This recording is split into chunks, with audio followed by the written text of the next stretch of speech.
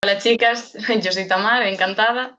Bueno, me presento así un poco a grosso modo. Bueno, aparte de logopeda, yo estoy especializada en terapia miofuncional, que fue de lo que hice el máster, y aparte hice un posgrado en atención temprana.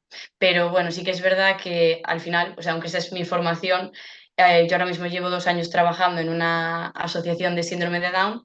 Entonces, bueno, a nivel de miofuncional sí que hay mucho, pero luego en atención temprana como tal, y ahora yo trabajo más con adolescentes, aunque estoy en el área de educación. Y en otra clínica en la que trabajé anteriormente, pues como tenía convenio con el Sergas, venían muchos pacientes del hospital, entonces venía un poco de todo, mucho popurrí, mucho mix. Pero bueno, así lo que más vi quizás disfonías, afasias, un poquito de parálisis cerebral, entonces bueno, he visto un poco de todo. No sé vosotras si me podéis decir si estáis estudiando, trabajando, para ver un poco cómo es vuestra formación o qué conocimientos tenéis, porque no sé si sois estudiantes, si lleváis un montón de años trabajados, no sé. Si alguno me puede decir algo, chicas. Internada L, interina. Vale, vale. ¿Y las demás? Creo que hay dos chicas más, que son Tania y Inés. Es que no me sale aquí todas. O sea, yo solo veo que hay una Tania y una Inés y ahora la que escribió una María. No sé si hay más. Bueno, pues si no, vamos pasando con lo que sería ya la formación en sí. Vale. Está dividido, como ya os dijeron, en 3 módulos. El de hoy serían los fundamentos de los trastornos del habla y el lenguaje. El de mañana serían trastornos en sí del lenguaje y la comunicación, y el de la semana que viene serían ya casos prácticos. Yo he cogido dos casos que tuve, uno pues en la clínica anterior y otro en la que estoy ahora, evidentemente pues cambiando nombres y todo eso, en privacidad. Pero bueno, y casos así enfocados a lo que vamos a ver en esta formación, más sencillos. No me he puesto a coger casos así más raros igual de los derivados por el hospital, porque me parecía ya mucha cosa. Ah, orientador. Muy bien. Vale.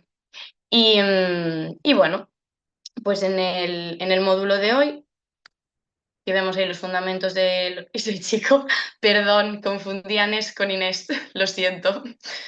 Vale, eso, en el módulo de hoy pasamos a la introducción de los trastornos del habla y del lenguaje. No sé si alguien me puede decir la diferencia. Bueno, generalmente en la carrera lo que se trabaja mucho el primer año es diferencia entre lenguaje y comunicación, que no sé si alguien me puede decir la diferencia. Podéis abrir el micro, que no es de vergüenza, chicos y chicas.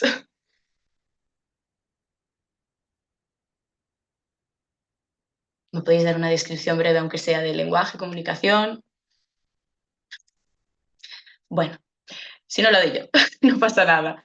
En lenguaje sería pues lenguaje verbal, lenguaje, bueno, verbal y no verbal en el sentido de lenguaje oral, lenguaje escrito, lengua de signos, todo este, digamos, como el sistema que se utiliza, y la comunicación también incluye, digamos, que sea bidireccional. Es decir, yo puedo estar utilizando mi lenguaje, pero puedo estar no comunicándome con nadie. Entonces, esa sería la diferencia principal.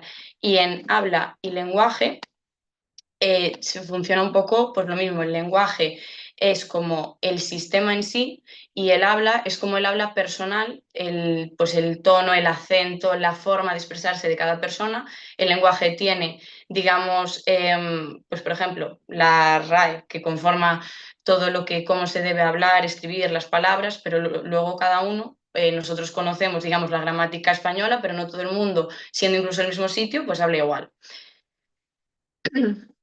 Entonces, los trastornos del habla y del lenguaje serían las condiciones que afectan a la comunicación verbal de las personas y se pueden manifestar de formas súper diversas, como pueden ser la articulación de sonidos, déficits en la comprensión, problemas de fluidez del habla, entre otros muchos. Por ejemplo, en problemas de articulación, rotacismo, seseo o incluso las disartrias como problemas a nivel muscular. En tema de déficit de comprensión, sobre todo, pues, por ejemplo, afasias de Wernicke, y problemas de la fluidez, pues el más típico, la tartamudez. Según la Asociación Americana del Habla, la ASH, ASHA. Los trastornos del habla y del lenguaje pueden ser causados por distintos factores, como pueden ser lesiones cerebrales. Imagínate un accidente de coche, se golpea un área del cerebro y puedes tener una afasia, que es como yo era lo que más veía en clínica. Trastornos del desarrollo, problemas genéticos, entre otros muchos. Y es importante destacar que estos trastornos afectan de una manera muy importante a la interacción social, al rendimiento académico, a la autoestima de las personas. Por ejemplo, yo lo que veía mucho en tartamudez, que lo que más preocupaba a los pacientes era el cómo ellos se sentían y respecto a cómo lo veían los demás, que eso minaba mucho a nivel personal.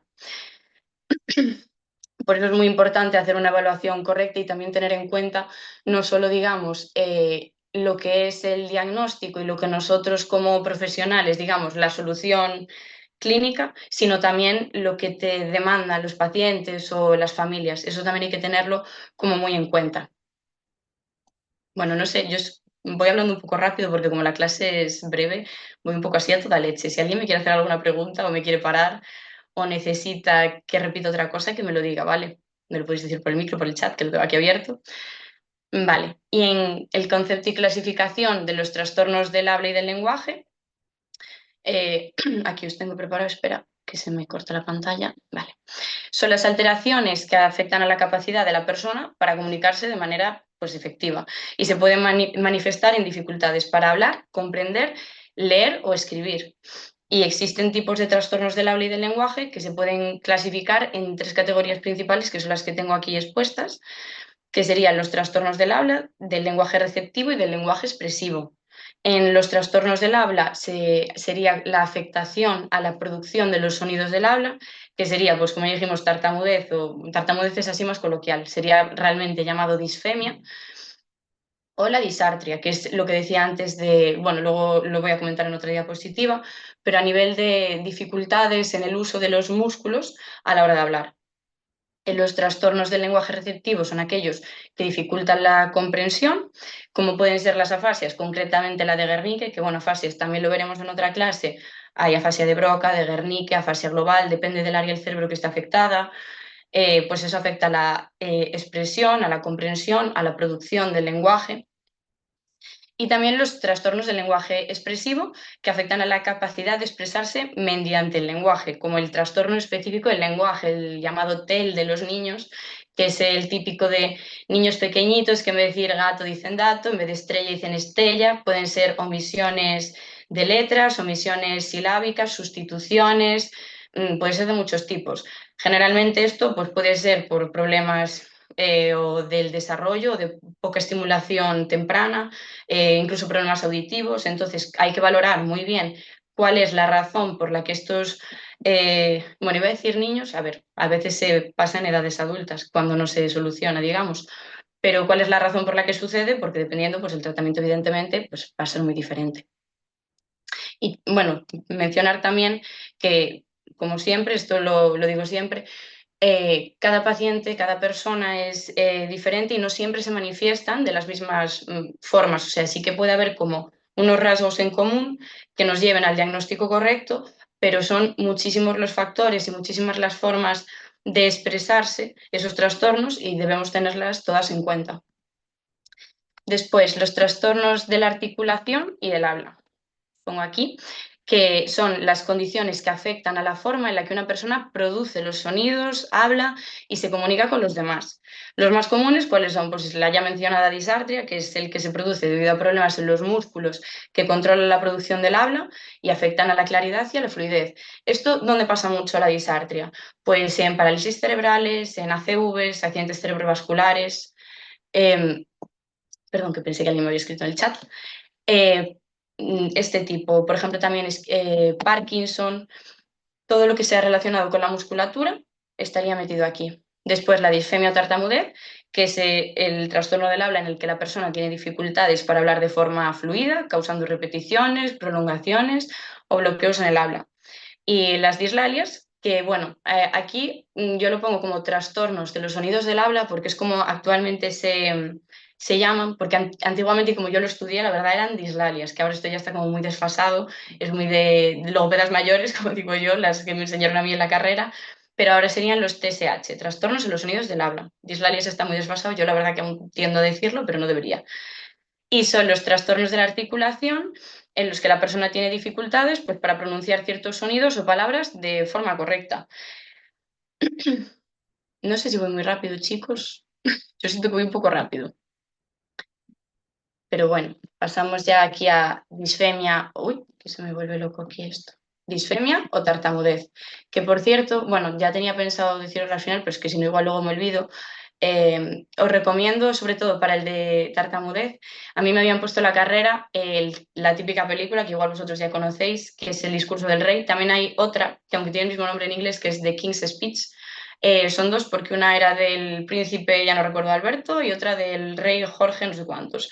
Las dos están muy bien porque explica cómo, bueno, explica no, tú ves el proceso de una persona con tartamudez en aquella época que buscaba un logopeda, ahora no recuerdo si la película lo llamaba el logopeda como tal, pero bueno, una persona que lo ayudaba a solucionar los problemas y las técnicas que utilizaban por aquel entonces, cuando no había apenas formación, para, digamos, que él pudiese dar el discurso, porque él era tartamudo y aparte le tenía pavor a la situación, y a mí esta peli me parece muy ilustrativa. Y también hay otra, que es The Miracle Worker, creo, no recuerdo el nombre en español, pero también de una chica que vive en una casa de una familia adinerada y que no habla, no se comunica, y contratan a una persona que creo, también la vi hace muchos años, era como para cuidar de esta chica, pero también le enseña a comunicarse. Y también en el año Catapum está bastante bien las dos. Yo las recomiendo bastante, a mí me las puse en la carrera, y hay una tercera que a ver si para la próxima clase me acuerdo, que era también de un chico criado en el bosque por, no recuerdo el animal concreto, si era el lobo o qué era, pero bueno, lo encuentran pasado el tiempo y no sabe hablar. Entonces, también el proceso de cómo intentan enseñarle a hablar, una persona que, bueno, en la película no era logopeda, creo que era un profesor simplemente, y, y bueno, pues cómo es todo el proceso. Son tres películas que están muy bien, la tercera a ver si para mañana os encuentro el título. Y, a ver, aquí. Perdón, en la disfemia o tartamudez, que ya me iba, es un trastorno de la comunicación que se caracteriza por interrupciones en el flujo normal del habla, bloqueos, bueno, y puede estar condicionada por factores genéticos, factores de estrés, el entorno familiar, ambientales, hay muchísimas razones. Y bueno, yo en general, cuando vienen, por ejemplo, los padres de niños pequeñitos con tartamudez, suelen demandar como que deje de tener tartamudez. Y yo siempre digo lo mismo, en general la tartamudez es algo que no es como que tenga una cura en sí, en la mayoría de los casos. Generalmente esto es como pues, la persona que tiene, imagínate, a nivel de psicología, un trastorno de ansiedad generalizada, no es que vaya al psicólogo o al psiquiatra, se lo cure, le suele dar unas herramientas, unas estrategias para que en las situaciones en las que le pase eso, sepa gestionarlo. Entonces con la tartamudez es un poco lo mismo porque, bueno, hay un montón de factores, sí que el estrés o factores ambientales, sociales, son los más típicos, pero hay otros que no tienen, digamos, esa manera de solucionarlo. Ay, se me quedó pillado. Vale, y por último aquí, los trastornos de la voz, que sería, bueno, lo que yo más vi el segundo año que trabajé, la disfonía, que bueno, hay muchos más trastornos de voz, pero este es el más típico. Los trastornos de la voz son alteraciones en la producción vocal que afectan a la calidad, a la intensidad, al tono y a la resonancia de la voz. Es decir, la voz no es solo una cosilla, son un montón, es un cómputo general de cosas. Y el más frecuente es la disfonía, que bueno, en general la gente cuando se queda sin voz un poco dice estoy afónico. La afonía es para cuando una persona pierde completamente la voz, no puede hablar nada. La disfonía es ese proceso en el que tenemos la voz ronca, se nos oye mal, pero aún se nos oye.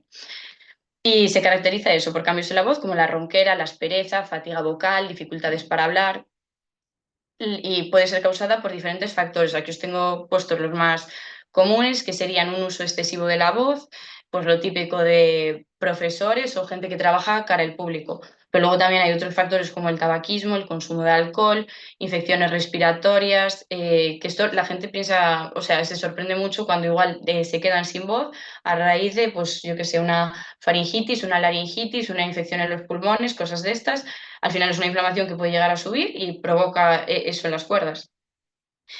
y malformaciones anatómicas también, y el estrés. Yo lo que más veía eran pacientes que se quedaban disfónicos por situaciones de estrés o llegaba X, por ejemplo, en profesores, por cansancio vocal de estar todo el curso. Pues eso, forzando la voz y hacia el final, cuando los niños ya no tenían cole, pero ellos aún tenían la parte esta de, digamos, que gestionar todo para que quede cerrado el curso, decían, es que no entiendo por qué me quedo sin voz si ahora ya no estoy dando igual, hablando tanto en clase, y pues el factor de estrés es súper importante. Y el diagnóstico de la disfonía, decir que, hombre, un logopeda lo puede hacer, yo te puedo decir, vale, tienes una disfonía, pero el quien, digamos, pone la parte clínica es el otorrinolaringólogo. Por ejemplo, ahora si alguno de vosotros se quedase sin voz durante una semana, el médico de cabecera lo deriva a otorrino. El otorrino lo que hace es con la típica camarita que se mete por la nariz, te la meten por aquí, muy desagradable, por cierto, baja todo hasta la laringe y se observa las cuerdas. La típica foto que nos traen los pacientes, pues el círculo con las dos cuerdecitas así en el medio del círculo. ¿Y qué es lo que se suele ver en esa fotografía? Pues las dos cuerdas, si, por ejemplo, si es una disfonía por nódulos, los nódulos suelen ser bilaterales. ¿Qué quiere decir? Que hay uno aquí y otro aquí. Es muy raro que salga un nódulo y en el otro lado no. ¿Qué pasa? Que las cuerdas tienen un movimiento así. Cuando las forzamos, este movimiento se vuelve como de látigo. Entonces, bilateral porque sale en ambos lados de la cuerda.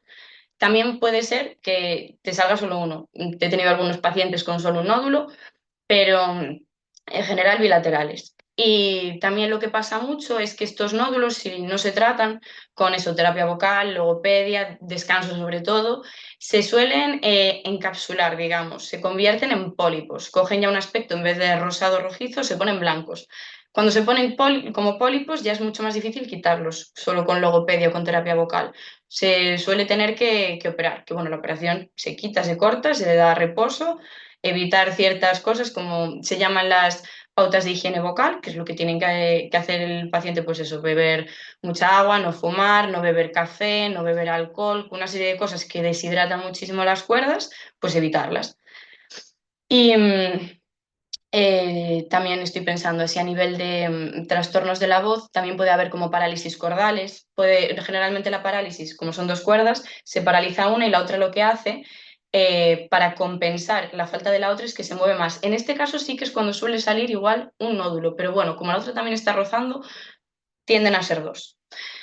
Y es importante tener en cuenta eso, pues como digamos el estilo de vida de la persona que viene iba a decir a terapia, terapia igual viene solo a consulta, pero bueno, el tipo de vida que lleva, porque si es una persona, pongamos que imagínate, trabaja en un ambiente súper ruidoso y aunque no esté trabajando cara al público con sus compañeros, pues yo tenía una paciente que estaba en una nave siempre y se hablaban gritándose, pues al final tienes que darle unas pautas que aunque sea digamos así más vulgar, coñazo, pues si en vez de tener que estar gritando en la nave, se tiene que acercar a hablar con el compañero y cosas estas que parecen una tontería, pero al final lo que haces es darle un descanso a las cuerdas muy grande.